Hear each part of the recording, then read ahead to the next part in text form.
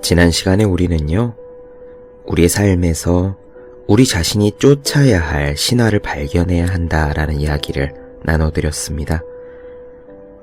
과거에는 하나의 사회에서 하나의 단일 신화가 보통 주어져 있었어요.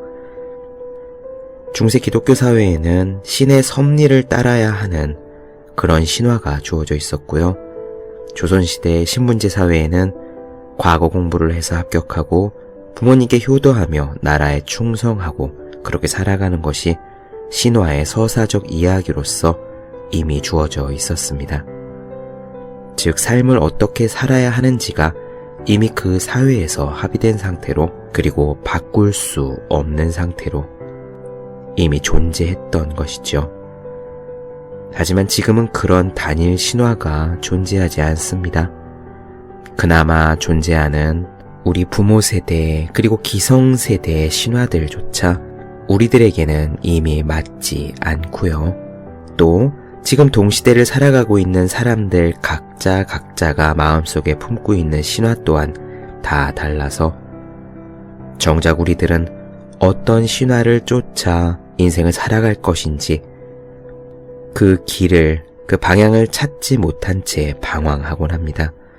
이런 것들을 일러 우리가 가치관의 혼란이다 라고 표현할 수도 있겠죠. 그러므로 우리는 이런 세상에서 우리들 자신의 신화를 찾아야 합니다.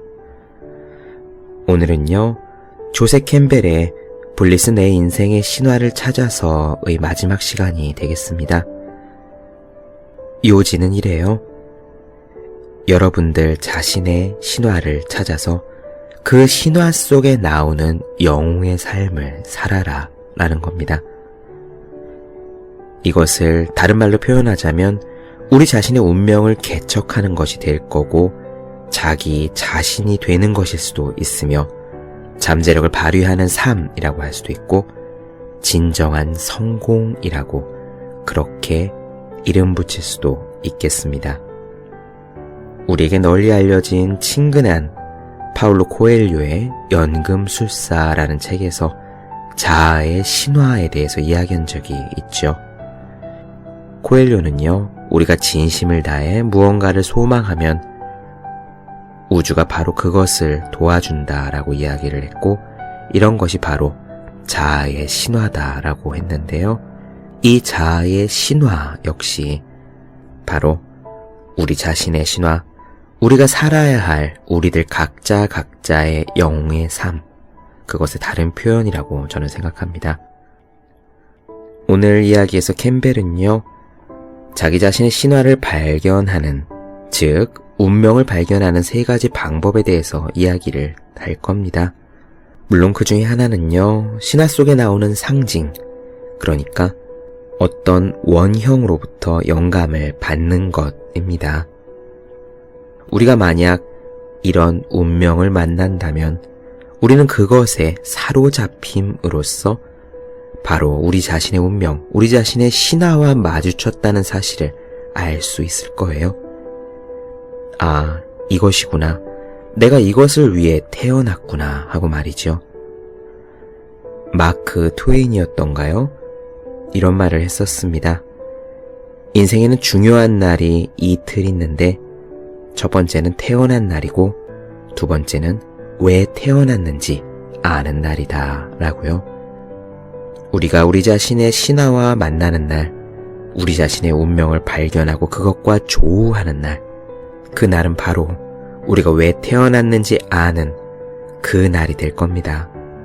물론 우리 자신의 신화를 발견하는 것은 대단히 가슴 뛰는 일이지만 그것을 발견하는 것만으로 끝나지는 않습니다. 사실 진정한 모험은 그때부터 시작되는 거죠.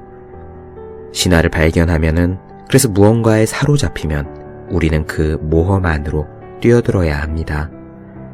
그런데 문제는 모든 모험이란 곧 익숙한 것들과의 분리를 의미한다는 사실이에요. 그것이 새로운 일에 대한 도전이 되었건, 한번 시도해보는 일이 되었건, 혹은 등록이든 출석이든 전화 한 통이든 간에 일단 우리 자신이 익숙하지 않은 그 세상으로 한 걸음 새롭게 떼는 것이 바로 모험의 의미가 되겠습니다. 그러므로 언제나 모험을 시작한다는 것은 낯설고 두려운 일일 수밖에 없어요. 그렇기 때문에 모험을 시작한 뒤에 그 뒤에는 절대로 즐거운 일만 일어나지 않습니다. 폭신폭신한 꽃길만 직선도로가 쭉 이어지지도 않습니다. 우리가 만약 우리 자신의 신화를 발견하고요, 그것에 뛰어들게 되면은 우리는 그 길에서 마치 영화 반지의 제왕이나 호빗에 나오는 것과 같은 넘어야 할 관문들, 싸워야 할 괴물과 적들, 마치 거미 괴물 같은 그런 위험들을 넘어가야 할 겁니다. 하지만 그러한 어려움들이 우리 인생에는 존재하고 있다는 것을 당연하게 받아들이는 힘, 그리고 그것들을 그냥 해결하는데 우리의 모든 에너지를 집중할 수 있는 힘, 즉 스트레스를 받지 않고 그저 할 뿐인 상태가 되는 그러한 내공과 힘, 그런 것을 우리에게 주는 존재, 그저 해결에 집중하는 것이 답이라는 사실을 신화는 우리에게 알려주고 있는 거예요. 신화 속에 존재하는 유명한 영웅들 그리고 위인들을 꼽아보십시오. 아킬레우스건 오디세우스건, 삼국지에 나오는 유비, 조조, 관우건, 저 유명한 아더왕이건, 요즘 우리가 너무너무 좋아해서 스마트폰 케이스로 달고 다니는 아이언맨이나 스파이더맨 캐릭터가 되었건, 여러분들도 모두 아시지 않습니까? 고통 없는 영웅은 없다는 사실을요. 그렇다고 만약에 나는 고통이 무섭기 때문에 고통도 받지 않고 영웅도 되지 않겠다라고 그렇게 마음 먹는다고 해서 답이 있느냐? 그런 것도 아닙니다. 제가 굉장히 좋아하는 만화 베르세르크에는 이러한 명대사가 나와요. 도망쳐서 도착한 곳에 낙원 따위는 없다라고요. 우리는 계속 앞으로 나아가야 합니다. 그 길에 고통은 당연히 존재하고, 그렇기 때문에 당연하다는 사실을 받아들이고 그냥 묵묵히 나아가는 것을 배우는 것, 바로 이것이 어른이 되는 것이고 성숙이라는 말로 표현할 수 있는 것이며 우리 자신의 영웅이 되는 길이라고 저는 그렇게 생각합니다. 조세 캠벨의 이 블리스 책에 대해서 많은 이야기를 드리고 싶었지만, 하지만 제가 많이 부족해서 그럴 수가 없었습니다. 디테일한 신화적 상징들에 대해서 설명하기에는 굉장히 역부족이었습니다. 다만 처음에 제가 말씀드렸듯이 이 책에서 제가 감동받은 부분, 그래서 여러 번 곱씹었던 부분을 고스란히 나누어드리는 것으로 지금은 만족하고자 합니다. 부디 오늘까지 나누어드린 이 이야기들로 여러분들께서 여러분 자신의 신화를 찾는다는 것, 자신의 잠재력을 온전히 발휘한다는 것, 그리고 인생에서 만나는 고통과 위험과 두려움들이 인간으로 태어난 이상 누구나 마주해야 하는 당연한 존재라는 그런 생각을 하시는데, 이런 이야기들이 도움이 될 수 있다면 저는 더할 나위가 없겠습니다. 캠벨의 마지막 이야기 시작하도록 하지요. 블리스, 내 인생의 신화를 찾아서, 거기에 나오는 한 대목입니다.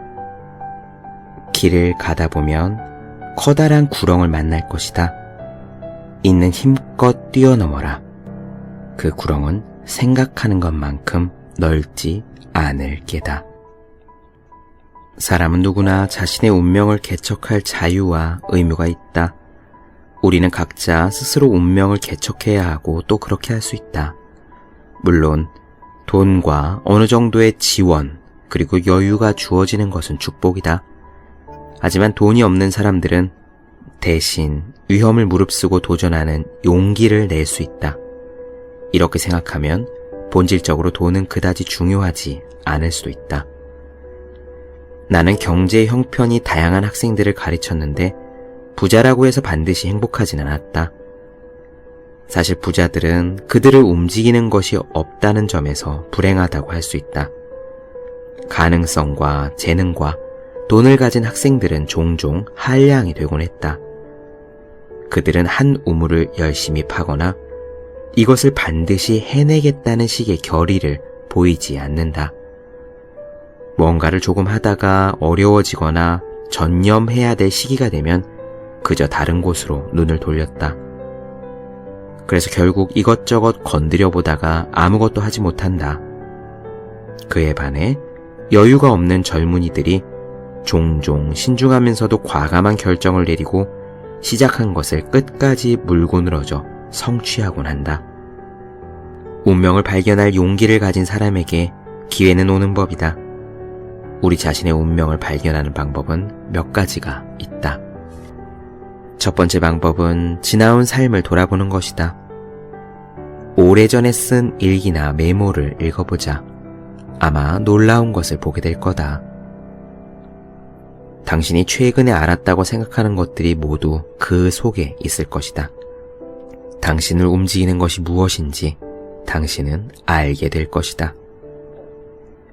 쇼펜하우어는 한 에세이에서 사람은 나이가 들어서 지나온 삶을 돌아보면 우연처럼 보이는 사건들이 이어져 마치 소설처럼 어떤 줄거리를 이루고 있다는 것을 알 수 있다고 말했다. 그 줄거리는 누가 만드는 것일까? 쇼펜하우어는 우리의 인생이 마치 꿈을 꾸는 것처럼 그가 소위 의지라고 말한 것에 의해서 우리가 자각하지 못하는 우리의 상위 자아에 의해서 움직인다고 했다. 내가 25년간 쿠퍼 유니언 대학에서 진행한 강연을 모아서 삶을 인도하는 신화라는 책을 쓰고 있을 때였다. 나는 그동안 내가 성장했고 생각들이 변화했으며 또한 발전한 줄 알았다. 그런데 20년 넘게 강의한 내용들을 한데 모아놓고 보니 그 모든 것이 본질적으로 같은 이야기를 하고 있다는 것을 알았다. 그 책 전체를 관통하고 있는 연속성을 발견했을 때 그동안 나를 움직여온 힘이 무엇인지 깨달았다. 24년은 긴 시간이다. 그동안 많은 일이 일어났다. 그런데 나는 줄곧 같은 이야기를 하고 있었던 것이다. 나의 신화는 그 안에 있었다. 아니면 칼 융이 했던 것처럼 꿈을 관찰하는 방법도 있다. 꿈을 기록하면서 꿈에서 우리가 어떤 의식적인 선택을 하는지, 어떤 이미지와 이야기가 계속 꿈에 나타나는지, 어떤 이야기와 상징이 마음에 와 닿는지 알아보는 것이다.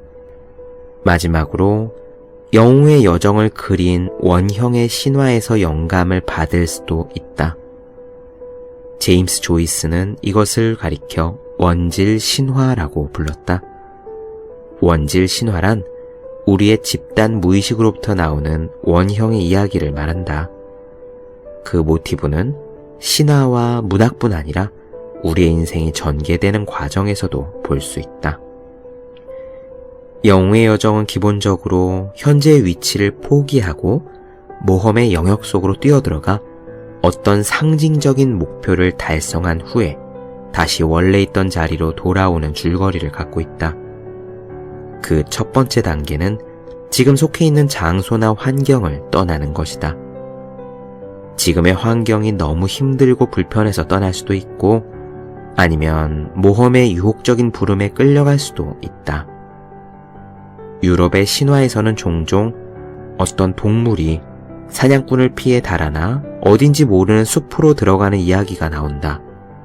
그 동물은 자신이 어디에 있는지, 어떻게 나가야 하는지, 또는 어디로 가야 하는지 모른다. 그렇게 해서 모험이 시작된다. 아니면 무언가를 잃어버리고 그것을 찾으러 모험의 영역으로 들어가기도 한다.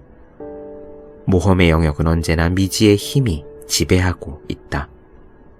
아니면은 그 부름을 거부할 수도 있다. 모험으로부터 부름을 받았지만 이런저런 이유로 따르지 않는 것이다. 단지 두려움을 느껴서 거부할 수도 있다. 어쨌든 그 결과는 부름을 따라갈 때와는 아주 달라진다. 신화에서 만일 그러한 부름을 따라가면 위험한 모험에 뛰어들게 된다. 모험이 위험한 이유는 우리에게 익숙한 환경을 떠나야 하기 때문이다. 나는 이것을 문턱을 넘어간다 라고 표현한다. 우리의 의식이 무의식 세계로 넘어가는 것이다. 신화에서 미지의 세계로 들어가는 이야기는 문화에 따라 다양한 이미지로 표현된다. 먼 바다를 항해하거나 사막을 건너가거나 어두운 숲속에서 길을 잃거나 낯선 도시로 간다. 위로 올라가거나 아래로 내려가거나 수평선 너머로 가기도 한다. 그리고 통로나 동굴 또는 충돌하는 두 개의 커다란 바위를 통과해서 미지의 세계로 들어가는 것이다. 인도에서 지낼 때 나는 최고의 스승을 만나고 싶었다.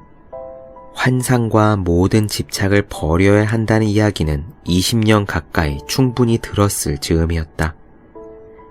여기저기 수소문을 하다가 인도 남서부의 아름다운 소도시에 현자가 살고 있다는 소식을 들었다. 그의 이름은 크리슈나 메논이었다. 그리고 우여곡절 끝에 드디어 그 작은 남자를 나는 만날 수 있었다. 그는 의자에 앉아 있었고 나는 마치 대결을 하듯이 그의 맞은편에 가서 앉았다. 질문이 있습니까? 라고 그가 내게 물었다.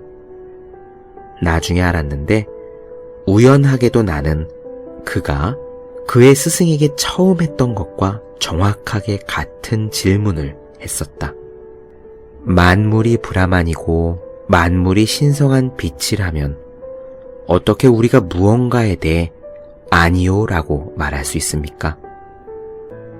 무지함에 대해서 아니요 라고 말할 수 있나요? 잔인함에 대해서 아니요 라고 말할 수 있나요? 우리는 무언가에 대해 아니요 라고 말할 수 있습니까? 그러자 그가 말했다. 당신이나 나는 예스 라고 말합니다. 모험으로 뛰어들어가 그 첫 번째 만나는 문턱을 넘어가면 그때 우리의 모험 앞에는 우리를 도와줄 조력자들이 나타난다. 꼬마 나무요정이나 현자나 마법사가 나타나 앞날에 어떤 위험이 기다리고 있고 어떻게 극복해야 하는지 알려주는 것이다. 작은 징표를 건네줄 수도 있고 명상을 위한 이미지를 제안하거나 손동작을 보여주거나 주문을 가르쳐주며 길을 계속 갈 수 있도록 한다. 그것은 좁은 길이다. 그러한 마법의 도움을 받은 후에는 점점 더 무시무시한 시험이나 시련을 만나게 된다. 그 좁은 길을 깊게 들어갈수록 저항은 점점 더 심해진다. 억눌려왔던 무의식의 영역, 그림자, 아니마와 아니무스, 통합되지 않은 자기의 나머지 부분 속으로 들어가야 한다. 이것은 바로 자기 실현, 즉 삶의 신비 속으로 들어가는 과정이다. 이러한 과정을 거쳐서 결국 온갖 고난을 극복한 다음에 우리는 모든 장애물을 물리치고 원하던 것을 손에 넣는다. 마치 프로메테우스가 불을 훔쳐온 것처럼, 아니면 영웅이 자신의 연인을 데려간 괴물을 죽이고 그 사랑하는 사람을 찾아오는 것처럼. 이러한 모험의 상징들이 말하고자 하는 것은 우리 내면의 잠재성을 발견하고 끌어내라는 것이다. 영웅 여정의 목적은 우리 안에 실현되지 않은 잠재성을 꺼내서 세상 속으로 가져오는 것이다. 이것은 물론 매우 어려운 일이다. 이 세상에 유익한 무언가를 가지고 돌아와서 인정을 받는 것은 우리 자신 속으로 깊이 들어가는 것보다 더 어려울 수도 있다. 이를테면 위스콘신 출신의 젊은이가 미술을 배우러 뉴욕에 간다고 하자. 그는 그리니치 빌리지라는 지하세계로 들어간다. 그곳에는 그를 유혹하고 영감을 주는 요정들이 있고 그림을 가르치는 스승도 있다. 그들의 도움으로 마침내 그는 자신의 화풍을 달성한다.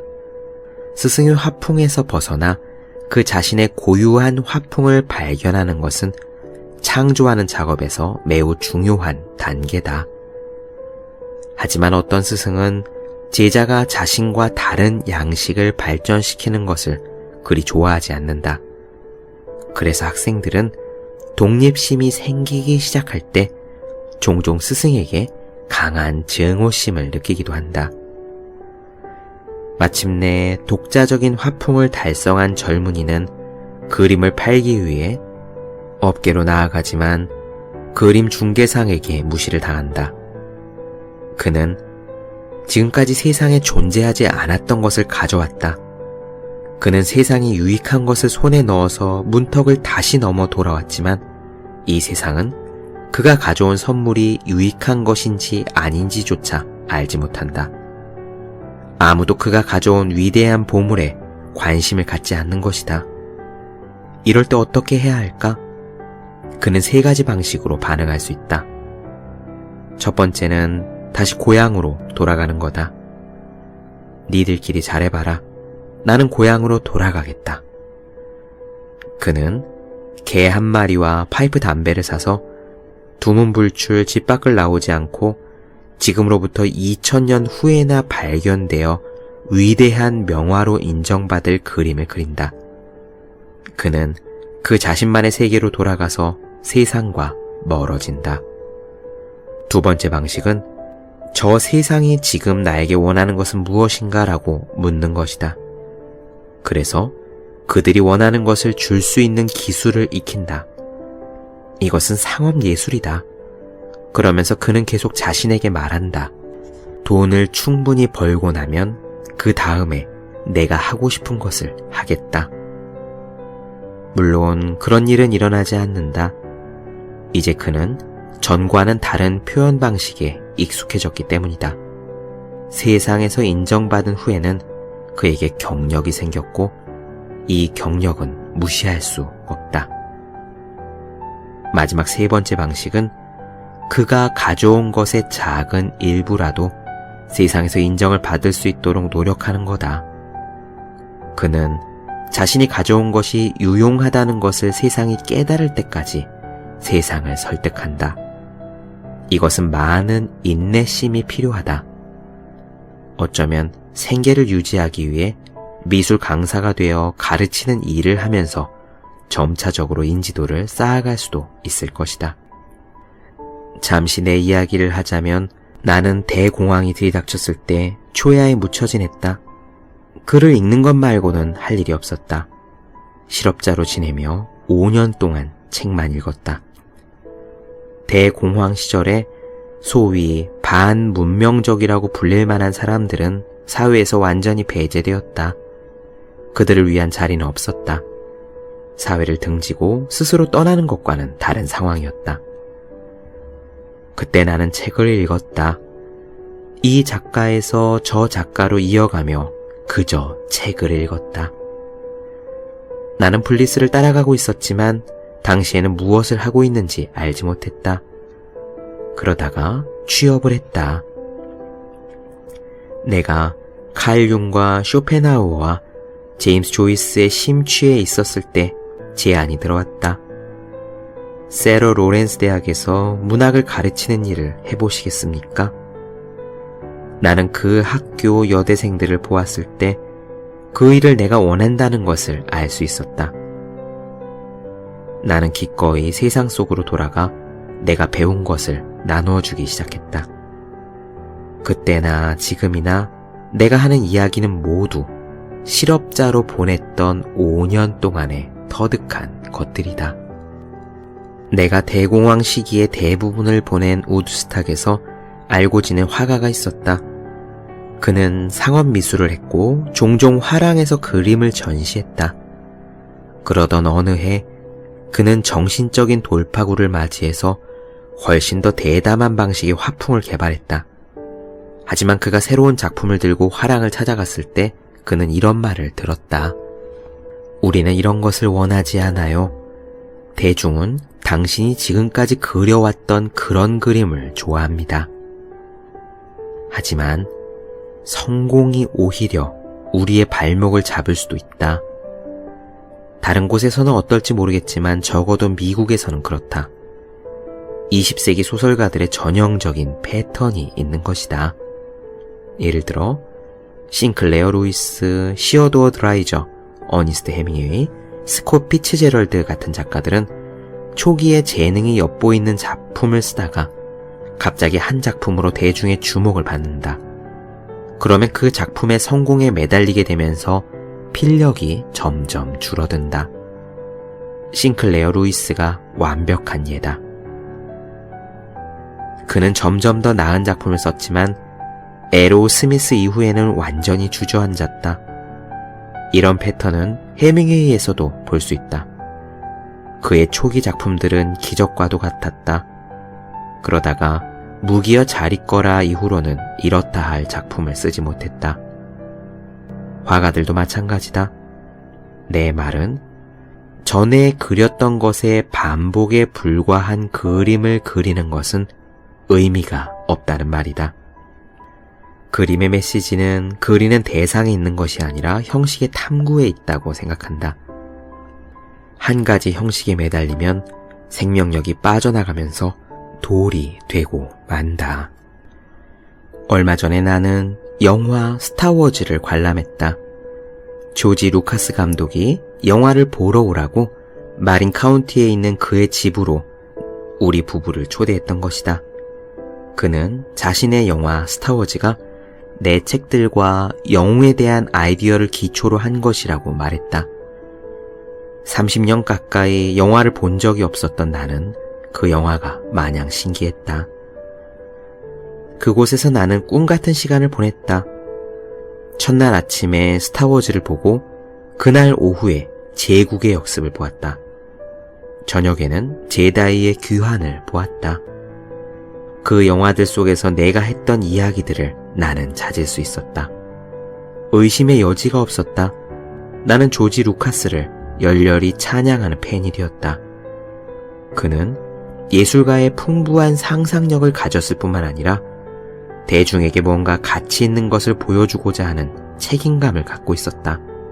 그는 저 밖에 있는 우주의 모습을 고대 시인들이 그랬던 것처럼 모든 가능성에 열려있는 영역으로 표현했다. 나는 그의 영화를 보면서 조지 루카스가 내 책에서 배운 원형들을 체계적으로 사용하고 있다는 것을 알았다. 그는 그렇다고 인정했다. 예를 들어 제국의 역습에서 루크 스카이워커는 그림자이자 아버지인 다스베이더를 대면한다. 그는 다스베이더를 죽이고 그 기계 인간의 얼굴이 자신의 얼굴임을 알게 된다. 제다이의 귀환은 끝부분에서 아버지와의 화해 모티브를 분명하게 드러낸다. 그 모티브는 스타워즈 시리즈 전체를 관통하고 있다. 그 시리즈는 사실 3막으로 된 연극과도 같다. 모험의 부름, 시련의 길, 그리고 마지막에 아버지와 화해하고 문턱을 넘어서 다시 돌아오는 것이다. 영웅의 신화는 블리스, 즉 희열을 환하게 보여주는 보편적인 패턴 중 하나다. 내가 생각하는 훌륭한 삶은 영웅의 여정을 따르는 삶이다. 우리는 사는 동안 끊임없이 모험의 영역으로 새로운 수평선으로 불려간다. 그때마다 우리는 매번 같은 시련에 든다. 익숙한 것을 버리고 이 모험에 뛰어들 것인가? 만일 용기를 내어 모험을 떠난다면 위험에 처할 수 있다. 도움을 받아 성공할 수도 있지만 혹은 실패할 수도 있다. 우리의 인생에서 실패의 가능성은 우리의 인생에서 영웅의 여정에서 실패의 가능성은 언제나 존재한다. 하지만 인생에서 중요한 것은 인생에서 가장 중요한 것은 살아있다는 느낌, 블리스를 누리며 사는 것이다. 우리는 누구나 자기 인생의 영웅이다.